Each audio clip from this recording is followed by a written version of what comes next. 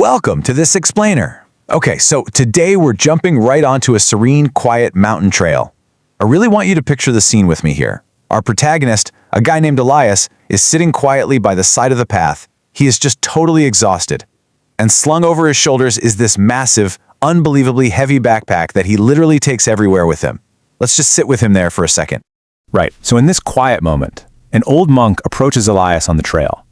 He looks at the exhausted man, looks at this massive bag, and he asks Elias a really simple question. He says, how many of those stones are still helping you, and how many are only making your journey heavier? You know, I want you to think about your own backpack for a minute. We all have one, right? How much of what you carry is actually helping you? And for the first time in years, Elias slowly takes that backpack off his shoulders.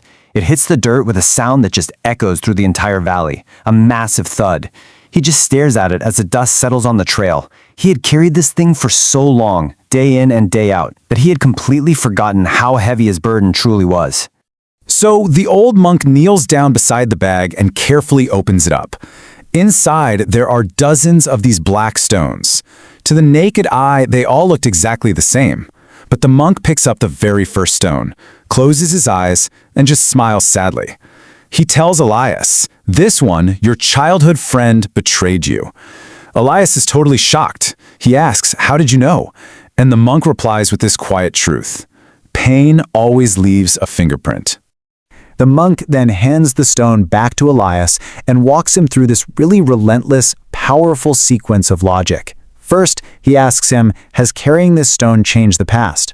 Elias looks down at the heavy black rock and quietly says, no. Then the monk asks, has it healed your heart? Again, Elias whispers, no. And finally, has it made your life better? No. Which brings the monk to the absolute most important question of the whole conversation. Then why are you still carrying it? Elias is just stunned into silence. He had absolutely no answer for that. I mean, he'd been clinging to the pain of that betrayal for years, but when he was actually forced to look at it logically, he couldn't articulate a single reason why he was still holding on. The monk then reaches into the bag and pulls out another stone. This one is your failed business, he says. Elias immediately drops his head and sighs, telling him he lost everything. But the monk gently corrects him, and there's a really profound difference here. Losing the money was an event. It happened once, right? The business failed, the doors closed, and the chapter ended. But Elias has been choosing to lose his peace every single day since. He's been reliving that one-time failure thousands of times in his mind. Every sleepless night, every anxious morning, just agonizing over what he should have done differently. He was letting an event that ended years ago actively rob him of his joy today, simply because he was choosing to pick up that stone every single morning. Well, the monk places both stones on the ground. The warm mountain sunlight is filtering through the trees, there's a cool breeze, and the monk introduces this deeply powerful metaphor. If someone handed you a burning piece of coal, would you hold on to it? Elias says, of course not. It would burn my hand. So the crucial point here is, why do we intuitively, instantly drop physical fire, but we grip so tightly onto painful memories that burn our hearts? This brings us to a really profound realization, and I want you to try and apply this to your own life. Elias finally realized that his immense suffering wasn't actually being dictated by his past. It wasn't the betrayal or the failed business actively hurting him right now. He was suffering purely because he refused to put the stone down. Then, the monk reaches into the backpack one last time, and he pulls out the largest stone of all. It's cracked, it's incredibly heavy, and it's covered in these deep, jagged scratches. The monk asks him what it represents, and tears immediately fill Elias's eyes. It represents his deepest regret, his father. Before his dad died, they had a terrible argument. Elias never got the chance to apologize, and he had literally been blaming himself every single day since.